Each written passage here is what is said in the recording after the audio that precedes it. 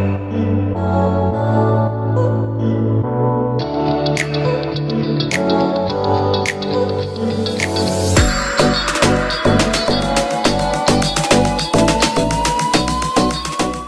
hele goede morgen, goedemiddag, goedenavond. Dank u wel voor het intunen weer. Hoe gaat het met je?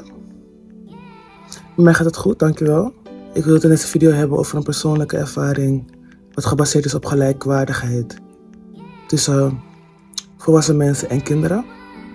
Omdat ik zeker weet dat als wij als volwassene mensen ons gelijkwaardig gaan voelen aan iedereen. Dus als iedereen aan zichzelf gaat werken en gaat denken, ik ben gelijkwaardig aan iedereen, niemand is meer dan mij en niemand is minder dan ik. Dat we daarmee heel veel dingen kunnen redden, maar ook kunnen voorkomen. Nogmaals bedankt voor het intunen. Vergeet niet te abonneren, te liken en te delen. Ik reken op jullie. Ik ben heel dankbaar dat jij hebt besloten om op dit filmpje te klikken en naar mijn verhaal te luisteren. En ik hoop dat je er iets aan hebt. In ieder geval veel kijkplezier.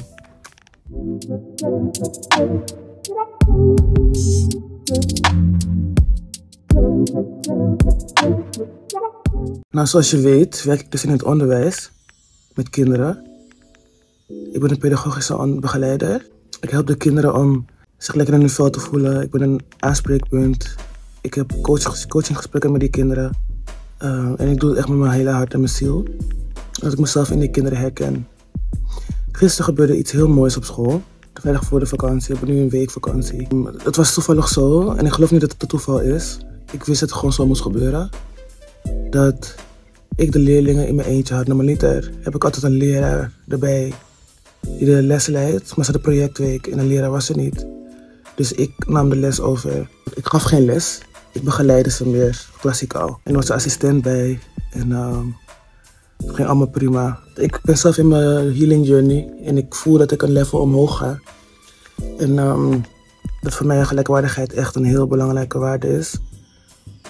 Ik vind dat het een norm moet zijn eigenlijk. Ik had een aantal leerlingen in de klas waarmee ik even botste.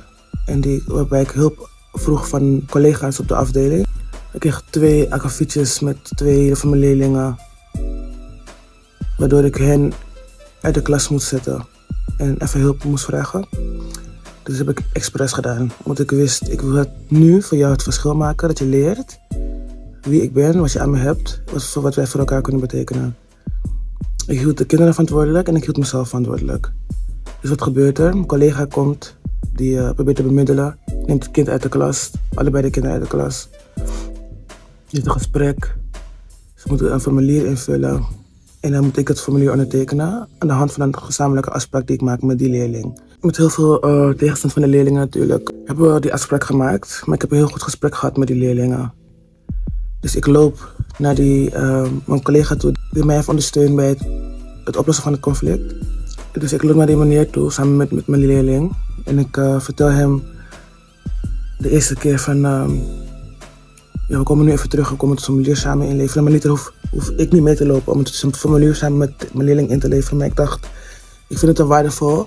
Ik laat aan de leerling zien dat ik mijn verantwoordelijkheid neem over mijn aandeel, over mijn reactie, over mijn emoties. Mijn collega die is gewend aan een bepaalde soort aanpak, dus die zegt ja, en ik vond het nogal pittig en ze luisteren niet, dus ik ben blij dat jullie samen hier zijn, blablabla. Dus ik onderbreek hem, ik zeg, weet je wat het is?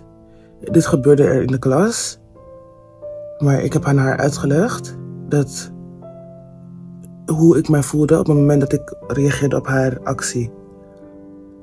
En dat ik daarover verantwoordelijkheid neem en dat ik me geraakt voelde. En daardoor een reactie van haar weer uitlokte. Die leerling heeft afgesproken met mij dat de volgende keer voordat we op elkaar reageren, gaan we met elkaar het gesprek aan. We gaan vragen stellen aan elkaar. Want de leerling had geschreven dat ze behoefte heeft aan vragen stellen. Dus ik heb gezegd, oké, dan ga ik jou vragen stellen. Dat is wat jij nodig hebt. Wat ik nodig heb is, als je iets niet begrijpt wat ik zeg of hoe ik reageer, dat je aan mij vraagt, juffrouw, ik snap nu wat u bedoelt. Zou je mij dat kunnen uitleggen? Want dan voel ik me gerespecteerd en dan hoeven we geen conflict te hebben. Want dit wil ik voorkomen in de toekomst. En mijn collega was helemaal echt verbaasd van, hè? En hij zei, ja, maar ik vond dat nogal best wel pittig wat er gebeurde. Ik zeg, ja, we zijn allebei best wel pittig. Dus het botst soms. Maar we gaan er allebei nu op letten. Dat wij rekening met elkaar gaan houden. En dat dit niet meer hoeft te gebeuren, weet je wel? Nou, oké. Maar ook met die andere leerlingen ben ik ook daar naartoe gegaan.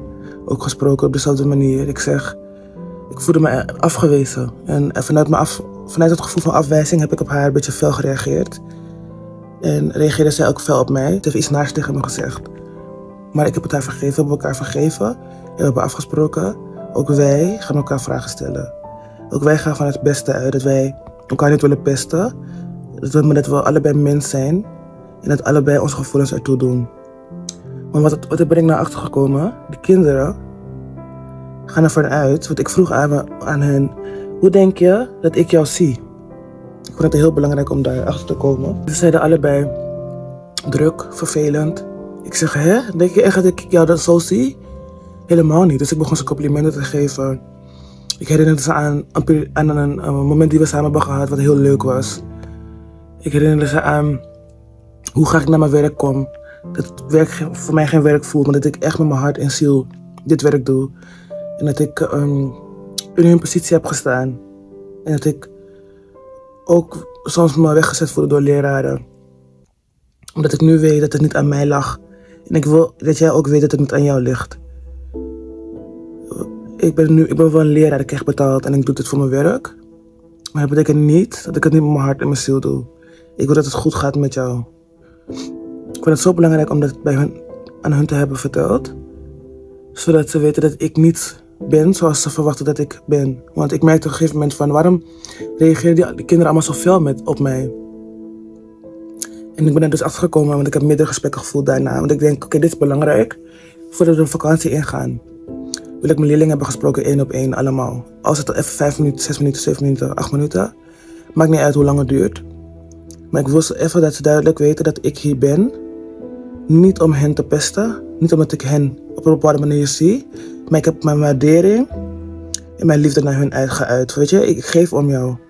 Persoonlijk. Ik heb bij elke leerling heb ik een situatie aangehaald waarbij wij even een moment hadden waar we met elkaar gingen verbinden, in contact met elkaar stonden. Dat het leuk was, waar we allebei van genoten. En dan zeggen ze, oh ja, weet je, gaan ze daarover nadenken. Ik heb ze complimenten gegeven. En ik heb ze verteld wat ik achter de schermen ook doe, zodat ze weten wat mijn functie precies inhoudt. En weet wat mijn motivatie is. En ik merkte dat ik op dat moment heel veel connectie met ze voelde. En van hun ook een kant te zien kreeg waarvan ik dacht, wauw, het heeft me zo geraakt. En toen besefte ik mij dus dat wij volwassen mensen kinderen echt mogen zien als een deel van wie wij zijn. Niemand is meer of minder waard als jij, of als ik, of als wie dan ook. Het is zo belangrijk. En ik vond het ook belangrijk dat mijn collega zag dat ik verantwoordelijkheid neem over mijn deel van hoe je met kinderen om kan gaan, weet je?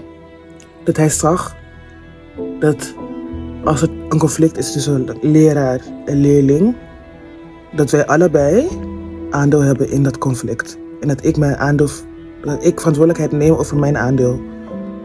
En ik vind het belangrijk dat het kind dat ook ziet. En ik zag dat mijn collega dat moeilijk vond. Is niet erg. We leren en we leven, we groeien. We doen het allemaal ook met wat wij weten, wat wij kennen. En dat betekent niet dat ook al doen we ons best, dat ons best goed genoeg is. Snap je? Ik heb het zelf ook moeten ontdekken. En het is geen verwijt, het is geen schuld, het is geen aanval, het is gewoon de waarheid. Kinderen zijn zo belangrijk. Als wij hun nu niet laten zien hoeveel zij ertoe doen, hoe kunnen we dan van hen verwachten dat zij zometeen ons land gaan leiden? Als ze het gevoel hebben dat ze er niet toe doen. Dan krijg je weer zo'n generatie die of heel hoogmoedig gaat worden, of juist aan de rand van de maatschappij gaat leven, die de kantjes ervan afloopt. Liefde geven aan kinderen, waardering geven aan kinderen, verantwoordelijkheid nemen over ons gedrag als volwassenen. Sorry zeggen wanneer wij een fout hebben gemaakt, want ik heb mijn excuses aangeboden. Allebei de keren. Om te laten zien, ik ben niet meer als jij. We zijn allebei evenveel waard. Hoe jij op mij reageert, dat raakt mij. En hoe ik op jou reageer, dat raakt jou. Of het nou fijn is of niet fijn is. Als het even dreigt mis te gaan, nemen wij allebei daar verantwoordelijkheid over.